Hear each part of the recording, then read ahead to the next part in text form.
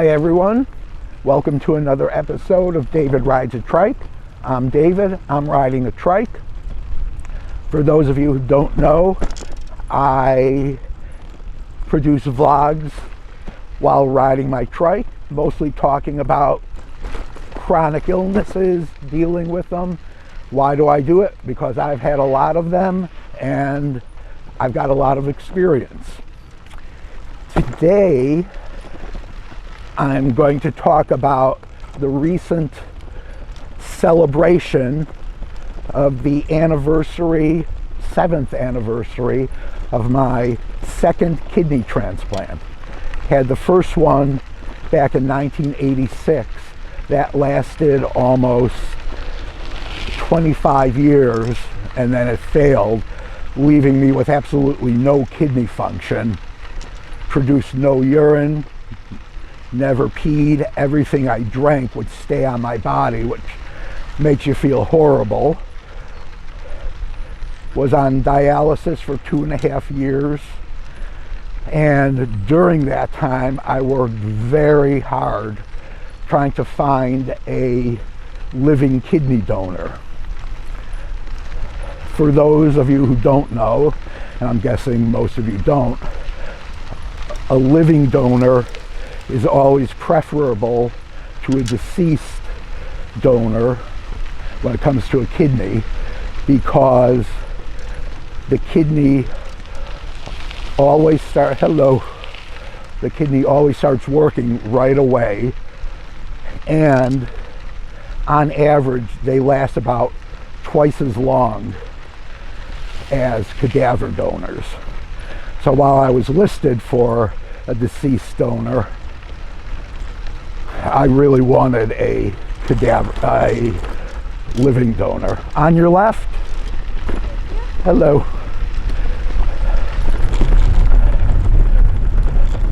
Little of the scenery here.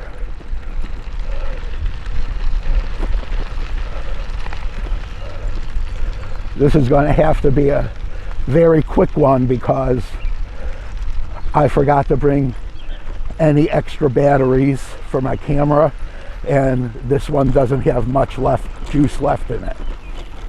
So I was on dialysis, and dialysis is rough. You have a very restricted diet. I could barely drink any fluids. I was allowed about 16 ounces of fluid total a day. That includes water, water used in cooking, any liquid. So that's not much.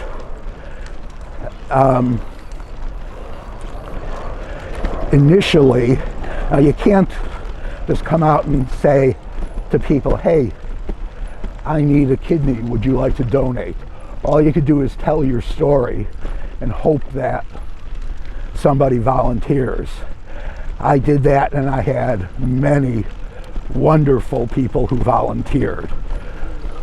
Unfortunately, none of them were matches, because having had 2 organ transplants, besides the kidney, I also had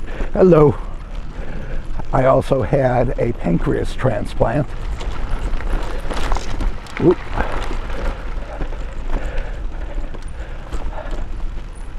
That tends to produce something called antigens, and the more you have, the harder it is for you to find a match.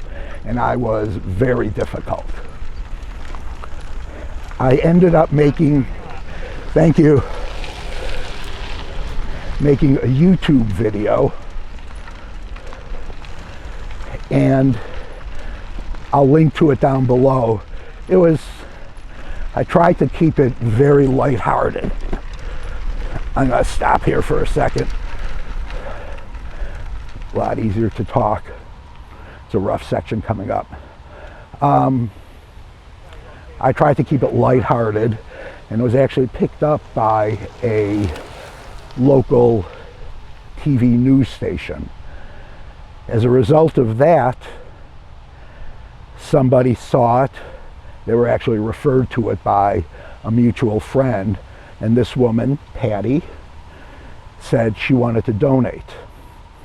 This was great, but like with all the others, she was tested and she was not a match. But she said, what about a paired exchange? A paired exchange was something I knew about, but very few people outside the world of kidney transplants know about it. What it is you go into a group, a pool, non-matching potential recipients and donors. So Patty and I went into this pool, and she would end up giving her kidney to somebody else. That person would have a non-matching donor who would donate to me or to somebody else, and that person has somebody who donates, and so on. I ended up choosing the University of Wisconsin in Madison as my transplant center because they were part of a very large potential kidney chain network. About 75 hospitals nationwide were involved. And after being okayed for the surgery, hang on, let me wait till this little guy passes. Sorry about that. So within a week of both Patty and I clearing our physicals, saying we were okay for surgery, I got a call from my transplant coordinator there and said they had over 80 matches for me, which was just amazing. And that's because they have this huge pool of donors and potential recipients. My surgery was scheduled, Patty's surgery was scheduled for May 30th, 2013. Patty's surgery was actually that morning. Her kidney went to a recipient in Cincinnati. My surgery was scheduled for 4 o'clock, and I was in kind of a holding area beforehand, and at about 2 o'clock, my transplant coordinator was with me. She got a page, she looked at it, she goes, "Oh, your kidney just arrived in O'Hare," which was pretty cool.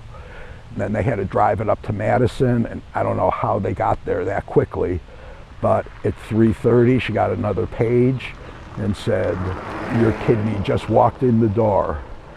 So everything was on time, took me into surgery, and that kidney's been thriving ever since. I did a little research when I got home and found that the kidney came from a man named John in Reading, Pennsylvania, and he wanted to donate to somebody he knew back in kindergarten, but they weren't a match, so they ended up in the same pool. All in all, there were 28 pairs in this kidney chain. 28 donors, 28 recipients. I've had contact with a few of them, but not too much. Anyhow, the kidney's been doing great. I'm thankful to Patty and John and all the other 26 donors in that pool for being so selfless and doing something like this. You know, donating a kidney is a major surgery. It's not what it was a while ago, but it's still a major surgery. And there are a lot of good people out there, so thank you to all of them. That's it for today. Please like, subscribe, hit that little notification bell so you know when a new video of mine has come out. Doing all those things really helps me. I'd also love to hear from you, so if you could post some comments down below. I will promise to get back to you. That's it, and I'll see you on the next ride. Thanks. Bye.